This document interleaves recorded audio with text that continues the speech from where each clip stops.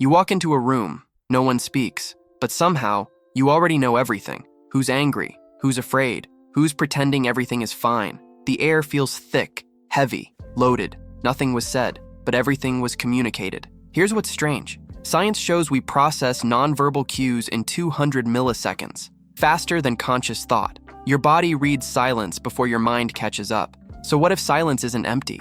What if it's the loudest thing in the room? What if silence is information? We think communication is words, but most of what matters, we never say out loud. A glance across the table, a pause that lasts 3 seconds too long, the way someone's body turns away from you mid-sentence. These aren't accidents, they're signals, and your brain reads them faster than you can think. Psychologists call these micro-expressions, facial movements that last less than half a second, but reveal genuine emotion. You've seen them your entire life. You just didn't know you were looking. Before you even process the absence of words, you've already felt the presence of meaning. Silence doesn't mean nothing is happening. It means everything is happening beneath the surface, and your body won't let you ignore it. Silence has weight, physical weight. The silence after someone says, "We need to talk." The silence when you ask a question and they look away. The silence that fills a house after someone leaves it forever. That silence presses on your chest, makes it hard to breathe. Here's why. Neuroscience research shows that social rejection activates the same brain regions as physical pain, the anterior cingulate cortex, the insula. Your brain literally cannot tell the difference between a broken bone and a broken connection. Silence can hurt, not metaphorically, actually hurt, because silence carries information your body recognizes as threat, and sometimes that information feels unbearable. Leave an emoji that describes your relationship with silence, mine, anxiety, what's yours? Before we had words, we had silence. Our ancestors survived by reading it.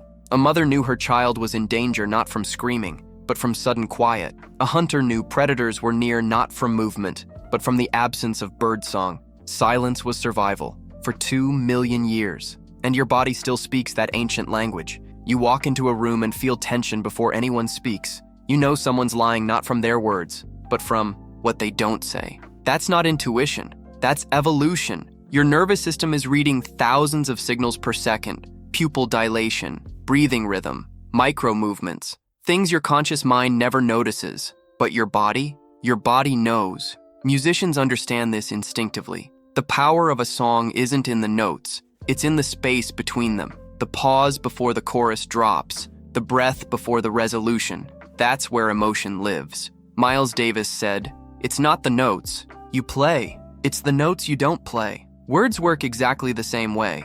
What you don't say creates the meaning of what you do. A conversation isn't just the words exchanged, it's the pauses, the hesitations, the breaths you hold. The silence between "I'm fine" and "really" tells the whole truth. Language is rhythm, and silence? Silence is the beat that makes everything else matter. Try something with me right now. Actually try it. Stop the video. Sit in complete silence for 60 seconds. No phone, no music, no podcast in the background. Just you. Most of you didn't do it, and those who did felt something uncomfortable, didn't you? Maybe anxiety, maybe restlessness, maybe thoughts you'd rather not think. Here's the thing. I just asked you to do nothing for 60 seconds. Nothing, and it felt impossible. That's not about silence. That's about what silence forces you to face. And right now, without even realizing it, you just learned something about yourself. What were you afraid you'd feel? Remember that. We'll come back to it. Real question. Did you actually try the 60-second silence? Comment yes or no honestly. No judgment. I'm genuinely curious. Sometimes the deepest connection happens without a single word. You sit next to someone in complete silence, and somehow, it's more intimate than any conversation you've ever had. Why? Because silence removes performance. When you talk, you're managing perception, choosing words carefully, controlling the narrative. But in silence, you just exist together. No explanations, no justifications, no masks. Psychologists call this social baseline theory. Humans regulate their nervous systems through proximity to others. Your heart rate slows when someone you trust sits beside you. Your cortisol drops. Your breathing synchronizes, even in silence, especially in silence. Because silence doesn't demand anything, it just holds space. And sometimes, that's everything. But we've forgotten how to be silent. Our world is noise, constant, relentless, inescapable, notifications, podcasts, music in every elevator, every store, every moment of existence. We've become terrified of silence, not because it's empty, because it forces us to face what we've been avoiding, ourselves. When there's no distraction, you hear your own thoughts. And sometimes those thoughts are brutal. The self-criticism, the regrets, the questions. You don't want to answer. So we fill every second with sound. We talk when we have nothing to say. We scroll when we have nothing to see. We run from silence like it's chasing us. Because silence reveals truth. And truth? Truth is the most terrifying sound of all. There's a psychological study that haunts me. University of Virginia, 2014. Participants sat alone in a room for 15 minutes. No phone, no book, nothing, just their thoughts. Before the experiment, they received a mild electric shock, uncomfortable but harmless. Then they were told, you can sit quietly, or you can shock yourself again by pressing this button. Guess what happened? 67% of men and 25% of women shocked themselves, multiple times. One person shocked themselves 190 times in 15 minutes. Read that again. They preferred physical pain over sitting alone with their thoughts. We'd rather hurt ourselves than face 15 minutes of silence. Think about what that means. The thing we fear most isn't suffering, it's ourselves. The question is, why? Be honest. Could you sit in silence for 15 minutes without shocking yourself? Hit like if yes, comment if no, and tell me what you'd be afraid to think about. Here's what nobody tells you about silence. It's not empty space. It's a mirror. And mirrors show you what you've been avoiding. When you stop running from silence, you start noticing things. The rhythm of your breath, how shallow it's become, the tension in your shoulders, how long it's been there, the voice in your head, and how cruel it actually is. You notice the fear, the shame, the dream you abandoned, the person you pretend to be. Silence doesn't create this discomfort. It just stops letting you hide from it. That's why we fill every moment with noise. Not because silence is painful, but because truth is, and silence refuses to lie. We learn to fear silence before we learn to speak. A baby cries when left alone, not because anything is wrong, but because silence means abandonment, and abandonment means death. We never unlearn that equation. Silence in a conversation, rejection, silence after a text, they don't care. Silence in a relationship, it's ending. We've been conditioned our entire lives. Silence, danger. But here's the paradox. The people we trust most are the people we can be silent with. The deepest intimacy happens without words. So maybe we misunderstood silence. Maybe it doesn't always mean absence. Maybe sometimes it means presence. The kind that doesn't need to announce itself. The kind that just is. I want to tell you about my friend Marcus. His father died 2 years ago. Sudden heart attack. At the funeral, everyone said the same hollow things. He's in a better place. Time heals everything. Stay strong. Marcus smiled, nodded, said thank you 100 times. But there was one person who didn't say any of that. His cousin Sarah. She walked up to him and sat down. For an hour, said nothing, just sat there, in complete silence. Last month, Marcus told, I don't remember a single person who spoke at that funeral. Not one. But Sarah, I'll never forget her, because she was the only one brave enough to say nothing. Sometimes words feel like an obligation to fill space. But silence? Silence says, you don't have to perform grief for me. I'm just here. And that's everything. If silence has ever said more than words could, tell that story below. I read everyone, and I think others here need to hear it too.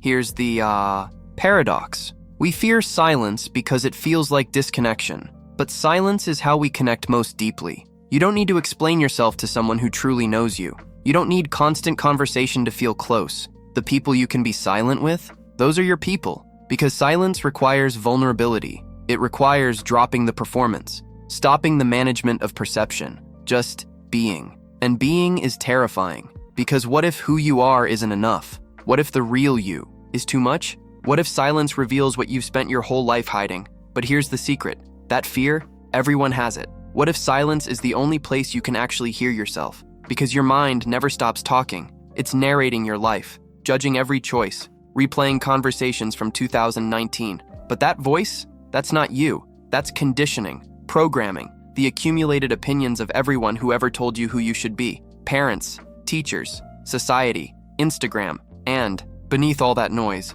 there's another voice, quieter, steadier, the one that knows, the one that doesn't need to justify itself, the one that whispers, this is who I actually am. Not who you perform as, not who you pretend to be, who you are. And maybe that voice has been waiting your entire life for you to finally stop talking long enough to listen. So what information is hidden in silence? Everything you already know but pretend you don't. The relationship that's already over. The job that's killing you slowly. The person you're becoming that you don't recognize. Words let you lie. Silence doesn't. Because in silence, the truth rises. Not the truth you tell others, the truth you tell yourself. And that's the information we avoid most desperately. Because once you know something, you can't unknow it. And once you can't unknow it, you have to do something about it. That's the real reason we fear silence. Not because it's empty, but because it's full of consequences, full of change you're not ready for, full of truth you can't ignore anymore. So maybe the practice isn't learning to tolerate silence.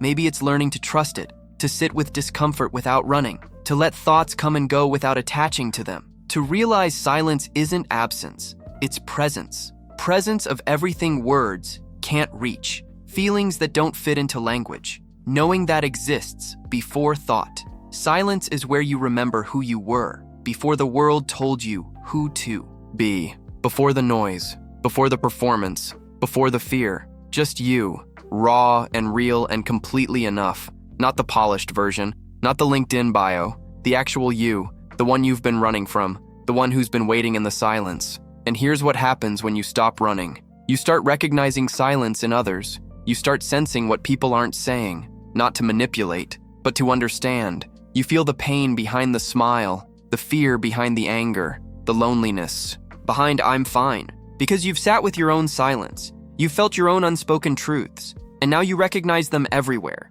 In the person who talks too much, in the person who never talks at all, in the space between what someone says and what they mean. Silence stops being a wall. It becomes a bridge to the parts of people they don't show anyone, because you're no longer afraid of the parts of yourself you don't show anyone. That's intimacy. That's love. That's being human. So maybe the question isn't, what is silence? Maybe it's, what are you avoiding by filling it? Every time you reach for your phone when you're alone, every time you turn on the TV to drown out your thoughts, every time you talk just to avoid feeling, you're choosing noise over truth. And that's okay. Sometimes we need the noise. Sometimes the truth is too much for one day, but eventually, silence finds you anyway. In a quiet moment you didn't expect. In a loss you can't distract from. In the space between who you were and who you're becoming. And when it does, you'll have a choice. Run from it. Or finally, listen. If these questions change how you see yourself, subscribe. We explore one every week, and maybe that's exactly what you need right now. You walk into a room, no one speaks, but this time, you understand. The silence isn't empty. It's full of everything that actually matters. Presence that doesn't need words, truth that doesn't need explanation, connection that doesn't need conversation. And for the first time in your life, you're not afraid of it, because you finally understand. Silence isn't the absence of sound. It's the presence of everything we've been too loud to hear. Your breath, your truth, your actual self. Silence is information. The most important information. The kind that changes everything. And maybe that's something to think about. What if it's different? If this made you uncomfortable, good. That means you're actually listening. Drop one honest thought below, especially the one you're afraid to say. I read every single one, and I promise, someone here needs to hear exactly what you're thinking.